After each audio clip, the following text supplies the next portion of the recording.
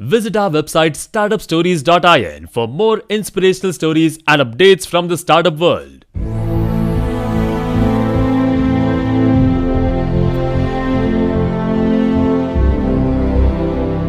If you risk something that is important to you for something that is unimportant to you, it just does not make any sense. I don't care whether the odds are 100 to 1 that you succeed or 1,000 to 1 that you succeed. If you hand me a gun with 1,000 chambers, 1,000,000 chambers in it, and there's a bullet in one chamber, and you said, put it up your temple, how much do you want to be paid to pull it once? I'm not going to pull it. You can name any sum you want, but it doesn't do anything for me. We'll always have problems. I mean, ever since I got out of school, I used to sell stocks. They'd always give me 10 reasons why you shouldn't buy them, and you've heard them all throughout your life. But the world does not belong to the pessimists, believe me. You're selling happiness, and it's and having it at arm's length away is a big part of it. And the distribution system that's developed, it's the right formula, Muhtar, and it just has to be carried out with extreme diligence, enthusiasm, in every minute of the day.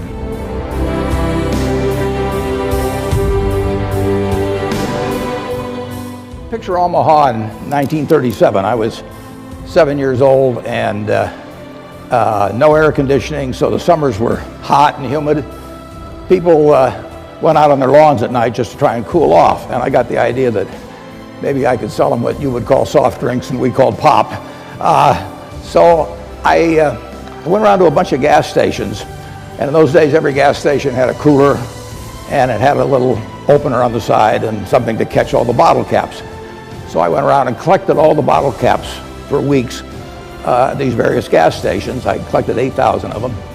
And then I sorted them all out. And I saw that Coca-Cola overwhelmed everybody else.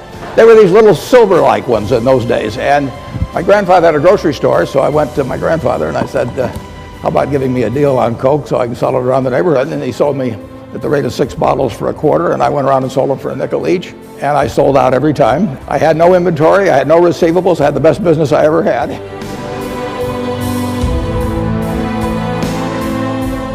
Those are low return businesses, but time is the friend of the wonderful business. It's the enemy of the lousy business. If you're in a lousy business for a long time, you're going to get a lousy result, even if you buy it cheap. If you're in a wonderful business for a long time, even if you pay a little too much going in, you're going to get a wonderful result if you stay in a long time.